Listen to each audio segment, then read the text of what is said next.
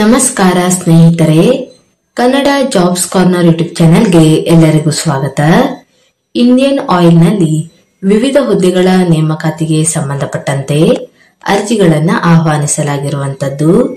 ಇನ್ನು ಯಾವ್ಯಾವ ಹುದ್ದೆಗಳಿವೆ, ಎಷ್ಟೆಷ್ಟು ಹುದ್ದೆಗಳು ಖಾಲಿ ಇರುವಂತದ್ದು, ಏಜ್ ಲಿಮಿಟ್, ಎಜುಕೇಶನಲ್ ಕ್ವಾಲಿಫಿಕೇಶನ್ ಹಾಗೂ ಸೆಲೆಕ್ಷನ್ ಪ್ರೊಸೀಜರ್ ಬಗ್ಗೆ ಈ ಒಂದು ವಿಡಿಯೋದಲ್ಲಿ ಮುಂದೆ ನೋಡ್ತಾ ಹೋಗೋಣ. ನಮ್ಮ ಚಾನೆಲ್ ಅನ್ನ ಯಾರಾದ್ರೂ ಹೊಸದಾಗಿ ನೋಡ್ತಾ ಇದ್ರೆ ಸಬ್ಸ್ಕ್ರೈಬ್ ಮಾಡಿ ಹಾಗೂ ಪಕ್ಕದಲ್ಲೇ ಇರುವಂತಹ ಬೆಲ್ ಬಟನ್ ಅನ್ನ ಕ್ಲಿಕ್ ಮಾಡಿ.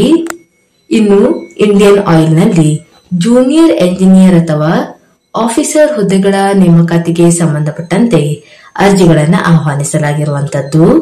ಇನ್ನು ಈ ಒಂದು ಹುದ್ದೆಗಳಿಗೆ ಸಂಬಂಧಪಟ್ಟಂತೆ ಎಜುಕೇಶನಲ್ ಕ್ವಾಲಿಫಿಕೇಶನ್ ಬಗ್ಗೆ ನೋಡ್ತಾ ಹೋಗೋದಾದ್ರೆ, ಡಿಪ್ಲೊಮಾ ಇಂಜಿನಿಯರಿಂಗ್ ಅನ್ನ ಮಾಡಿರುವಂತಹ ಅಭ್ಯರ್ಥಿಗಳು ಅರ್ಜಿಯನ್ನ ಸಲ್ಲಿಸಬಹುದಾಗಿರುವಂತದ್ದು. ಕೆಮಿಕಲ್, ಮೆಕ್ಯಾನಿಕಲ್, ಇಲೆಕ್ಟ್ರಿಕಲ್ ಹಾಗೂ ಇನ್ಸ್ಟ್ರುಮೆಂಟೇಶನ್ ಇದರಲ್ಲಿ ಯಾವುದಾದರೂ ಒಂದು ಡಿಸಿಪ್ಲಿನ್ ನಲ್ಲಿ ಡಿಪ್ಲೊಮಾ ಇಂಜಿನಿಯರಿಂಗ್ ಅನ್ನ ಮಾಡಿರುವಂತಹ ಅಭ್ಯರ್ಥಿಗಳು ಅರ್ಜಿಯನ್ನ ಸಲ್ಲಿಸಬಹುದಾಗಿರುತ್ತದೆ. ಇನ್ನು ವೇತನ ಶ್ರೇಣಿಯ ಬಗ್ಗೆ ನೋಡೋದಾದ್ರೆ, ಈ ಹುದ್ದೆಗಳಿಗೆ ಆಯ್ಕೆಯಾದಂತಹ ಅಭ್ಯರ್ಥಿಗಳಿಗೆ ಪ್ರತಿ ತಿಂಗಳು 30,000ದಿಂದ 1,20,000 ವೇತನವನ್ನು ನೀಡಲಾಗುವಂತದ್ದು. ಜನರಲ್, ಇಡಬ್ಲ್ಯೂಎಸ್ ಹಾಗೂ ಒಬಿಸಿ ಕೆಟಗರಿಯ ಅಭ್ಯರ್ಥಿಗಳು ತಮ್ಮ ಒಂದು ಅಕಾಡೆಮಿಕ್ ಇಯರ್ ನಲ್ಲಿ ಮಿನಿಮಮ್ 65% ಮಾರ್ಕ್ಸ್ ಅನ್ನು ಪಡೆದುಕೊಂಡಿರಬೇಕು ಹಾಗೂ ಎಸ್ಸಿ ಎಸ್ಟಿ ಮತ್ತು ಫಿಸಿಕಲ್ ಡಿಸೇಬಲ್ ಇರುವಂತಹ ಅಭ್ಯರ್ಥಿಗಳು ಮಿನಿಮಮ್ 55% ಮಾರ್ಕ್ಸ್ ಅನ್ನು ಪಡೆದುಕೊಂಡಿರಬೇಕಾಗಿರುತ್ತದೆ. ಇನ್ನು ಏಜ್ ಲಿಮಿಟ್ ಬಗ್ಗೆ ನೋಡ್ತಾ ಹೋಗೋದಾದ್ರೆ, ಜನರಲ್ ಅಥವಾ ಇಡಬ್ಲ್ಯೂಎಸ್ ಕೆಟಗರಿಯ ಅಭ್ಯರ್ಥಿಗಳಿಗೆ ಗರಿಷ್ಠ 26 ವರ್ಷದವರೆಗೆ ಅರ್ಜಿಯನ್ನು ಸಲ್ಲಿಸಲು ಅವಕಾಶವನ್ನ ನೀಡಲಾಗಿರುವಂತದ್ದು. ಅಂದರೆ 1 ಜುಲೈ 1999 ಒಳಗೆ ಜನಿಸಿರುವಂತಹ ಅಭ್ಯರ್ಥಿಗಳು ಈ ಒಂದು ಹುದ್ದೆಗಳಿಗೆ ಅರ್ಜಿಯನ್ನ ಸಲ್ಲಿಸಬಹುದು.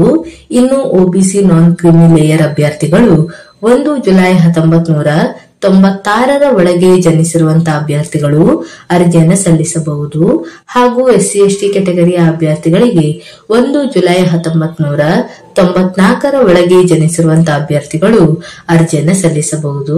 ಹಾಗೆಯೇ ಫಿಸಿಕಲ್ ಡಿಸೇಬಲ್ ಇರುವಂತಹ ಅಭ್ಯರ್ಥಿಗಳಿಗೂ ಸಹ ಏಜ್ ರಿಲ್ಯಾಕ್ಸೇಷನ್ ಅನ್ನ ನೀಡಲಾಗಿರುವಂತದ್ದು.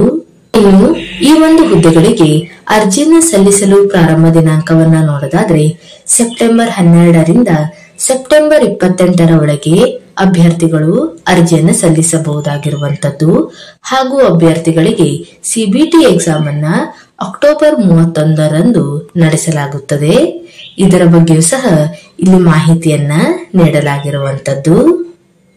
ಇನ್ನು ಎಕ್ಸಾಮಿನೇಷನ್ ಪ್ರೊಸೀಜರ್ ಬಗ್ಗೆ ನೋಡ್ತಾ ಹೋಗೋದಾದ್ರೆ, ಒಟ್ಟು 3 ಹಂತಗಳಲ್ಲಿ ಅಭ್ಯರ್ಥಿಗಳನ್ನ ಆಯ್ಕೆ ಮಾಡಿಕೊಳ್ಳಲಾಗುವಂತದ್ದು. ಮೊದಲನೇದಾಗಿ ಕಂಪ್ಯೂಟರ್ ಬೇಸ್ಡ್ ಟೆಸ್ಟ್ ಅನ್ನ ನಡೆಸಲಾಗುತ್ತದೆ. ಇನ್ನು ಕಂಪ್ಯೂಟರ್ ಬೇಸ್ಡ್ ಟೆಸ್ಟ್ ನಲ್ಲಿ ಕ್ವಾಲಿಫೈ ಆದಂತಹ ಅಭ್ಯರ್ಥಿಗಳನ್ನ ಗ್ರೂಪ್ ಡಿಸ್ಕಷನ್ ಮತ್ತು ಗ್ರೂಪ್ ಟಾಸ್ಕ್ ಗೆ ಕರೆಯಲಾಗುವಂತದ್ದು. ನಂತರ ಪರ್ಸನಲ್ ಇಂಟರ್ವ್ಯೂ ಅನ್ನ ನಡೆಸಲಾಗುತ್ತದೆ. ಇನ್ನು ಕಂಪ್ಯೂಟರ್ ಬೇಸ್ಡ್ ಟೆಸ್ಟ್ ಬಗ್ಗೆ ನೋಡ್ತಾ ಹೋಗೋದಾದ್ರೆ, ಒಟ್ಟು 100 ಕ್ವಶನ್ಗಳು ಇರುವಂತದ್ದು ಹಾಗೂ ಎಲ್ಲವೂ ಸಹ ಮಲ್ಟಿಪಲ್ ಚಾಯ್ಸ್ ಕ್ವಶನ್ಸ್ ಗಳು ಆಗಿರುತ್ತವೆ. ಒಟ್ಟು 2 ಸೆಕ್ಷನ್ಗಳಲ್ಲಿ ಎಕ್ಸಾಮ್ ಅನ್ನ ನಡೆಸಲಾಗುವಂತದ್ದು. ಮೊದಲನೇ ಸೆಕ್ಷನ್ ಡೊಮೇನ್ ನಾಲೆಜ್ ಮೇಲೆ ಒಟ್ಟು 50 ಕ್ವಶನ್ಗಳು ಇರುವಂತದ್ದು. ಇನ್ನು ಜನರಲ್ ಆಪ್ಟಿಟ್ಯೂಡ್ ಮೇಲೆ ಕ್ವಾಂಟಿಟೇಟಿವ್ ಆಪ್ಟಿಟ್ಯೂಡ್ ನಲ್ಲಿ 20 ಕ್ವಶನ್ಗಳು, ಲಾಜಿಕಲ್ ರೀಸನಿಂಗ್ ನಲ್ಲಿ 15 ಮತ್ತು verbal ability of English language ಮೇಲೆ ಒಟ್ಟು 15 ಕ್ವಶನ್ಗಳು ಇರುವಂತದ್ದು. ಇನ್ನು ಪ್ರತಿಯೊಂದು ತಪ್ಪಾದ ಉತ್ತರಕ್ಕೆ 0.25 ನೆಗೆಟಿವ್ ಮಾರ್ಕಿಂಗ್ ಇರುವಂತದ್ದು. ಇದರ ಬಗ್ಗೆಯೂ ಸಹ ಇಲ್ಲಿ ಮಾಹಿತಿಯನ್ನ ನೀಡಲಾಗಿದೆ ಹಾಗೂ ಎಕ್ಸಾಮಿನೇಷನ್ಗೆ ಒಟ್ಟು 150 ನಿಮಿಷಗಳ ಕಾಲಾವಕಾಶವನ್ನ ನೀಡಲಾಗುತ್ತದೆ. ಇನ್ನು ಎಕ್ಸಾಮಿನೇಷನ್ ಸೆಂಟರ್ ಬಗ್ಗೆ ನೋಡ್ತಾ ಹೋಗೋದಾದ್ರೆ, ಆಯಾ ರಾಜ್ಯಗಳಿಗೆ ಸಂಬಂಧಪಟ್ಟಂತೆ ಎಕ್ಸಾಮಿನೇಷನ್ ಸೆಂಟರ್ಸ್ ಗಳ ಬಗ್ಗೆಯೂ ಸಹ ಇಲ್ಲಿ ಮಾಹಿತಿಯನ್ನ ನೀಡಲಾಗಿದೆ. ಇನ್ನು ನಮ್ಮ ಕರ್ನಾಟಕದ ಅಭ್ಯರ್ಥಿಗಳಿಗೆ ಬೆಂಗಳೂರು, ಮಂಗಳೂರು ಹಾಗೂ ಮೈಸೂರಿನಲ್ಲಿ ಎಕ್ಸಾಮಿನೇಷನ್ ಸೆಂಟರ್ ಅನ್ನ ನೀಡಲಾಗಿರುವಂತದ್ದು. ಇನ್ನು ರಿಟರ್ನ್ ಎಕ್ಸಾಮ್ ನಲ್ಲಿ ಕ್ವಾಲಿಫೈ ಆದಂತಹ ಅಭ್ಯರ್ಥಿಗಳನ್ನ ಗ್ರೂಪ್ ಡಿಸ್ಕಷನ್, ಗ್ರೂಪ್ ಟಾಸ್ಕ್ ಹಾಗೂ ಪರ್ಸನಲ್ ಇಂಟರ್ವ್ಯೂಗೆ ಕರೆಯಲಾಗುತ್ತದೆ.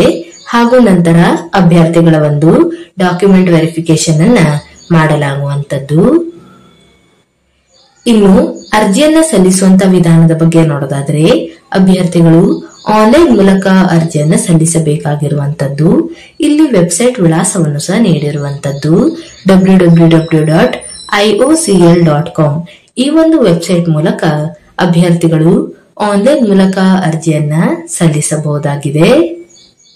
ಇನ್ನು ಅಪ್ಲಿಕೇಶನ್ ಫೀಸ್ ಬಗ್ಗೆ ನೋಡ್ತಾ ಹೋಗೋದಾದ್ರೆ SC ST ಹಾಗೂ ಫಿಸಿಕಲ್ ಡಿಸೇಬಲ್ ಇರುವಂತಹ ಅಭ್ಯರ್ಥಿಗಳಿಗೆ ಯಾವುದೇ ರೀತಿಯಾದಂತಹ ಅಪ್ಲಿಕೇಶನ್ ಫೀಸ್ ಇರೋದಿಲ್ಲ.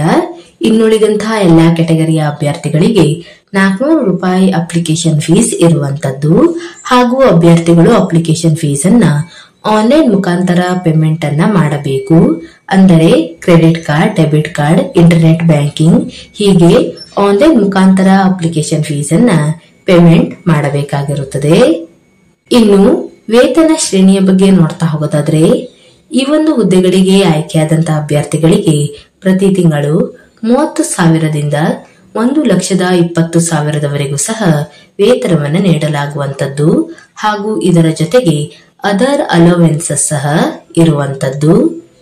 ಇನ್ನು ಸರ್ವಿಸ್ ಬಾಂಡ್ ಬಗ್ಗೆ ನೋಡ್ತಾ ಹೋಗೋದಾದ್ರೆ ಈ ಒಂದು ಹುದ್ದೆಗಳಿಗೆ ಆಯ್ಕೆಯಾದಂತಹ ಅಭ್ಯರ್ಥಿಗಳಿಗೆ 3 ವರ್ಷಗಳವರೆಗೆ ಒಂದು ಸರ್ವಿಸ್ ಬಾಂಡ್ ಇರುತ್ತದೆ. ಇನ್ನು ಜನರಲ್ ಕೆಟಗರಿಯ ಅಭ್ಯರ್ಥಿಗಳಿಗೆ 2 ಲಕ್ಷ ರೂಪಾಯಿ ಅಮೌಂಟಿನ 3 ವರ್ಷದವರೆಗೆ ಸರ್ವಿಸ್ ಬಾಂಡ್ ಇರುವಂತದ್ದು. ಇನ್ನು EWS, OBC, SC ST ಹಾಗೂ ಫಿಸಿಕಲ್ ಡಿಸೇಬಲ್ ಇರುವಂತಹ ಅಭ್ಯರ್ಥಿಗಳಿಗೆ 35,000 3 ವರ್ಷಗಳವರೆಗೆ ಸರ್ವಿಸ್ ಬಾಂಡ್ ಇರುವಂತದ್ದು. ಇನ್ನು ಆಸಕ್ತ ಮತ್ತು ಅರ್ಹ ಅಭ್ಯರ್ಥಿಗಳು ಈ ಒಂದು ಹುದ್ದೆಗಳಿಗೆ ಅರ್ಜಿಯನ್ನ ಸಲ್ಲಿಸಬಹುದು. ಇವಿಷ್ಟು ಇಂಡಿಯನ್ ಆಯಿಲ್ ನಲ್ಲಿ ಕರೆಯಲಾದಂತಹ ಜೂನಿಯರ್ ಎಂಜಿನಿಯರ್ ಅಥವಾ ಆಫೀಸರ್ ಹುದ್ದೆಗಳಿಗೆ ನೇಮಕಾತಿಗೆ ಸಂಬಂಧಪಟ್ಟಂತ ಮಾಹಿತಿಯಾಗಿರುತ್ತದೆ. ಈ ಒಂದು ವಿಡಿಯೋ ನಿಮಗೆ ಇಷ್ಟವಾಗಿದ್ದಲ್ಲಿ ಒಂದು ಲೈಕ್ ಮಾಡಿ, ಶೇರ್ ಮಾಡಿ ಹಾಗೂ ಸಬ್ಸ್ಕ್ರೈಬ್ ಮಾಡಿ. ಜೊತೆಗೆ ಪಕ್ಕದಲ್ಲೇ ಇರುವಂತಹ ಬೆಲ್ ಬಟನ್ ಅನ್ನ ಕ್ಲಿಕ್ ಮಾಡಿ.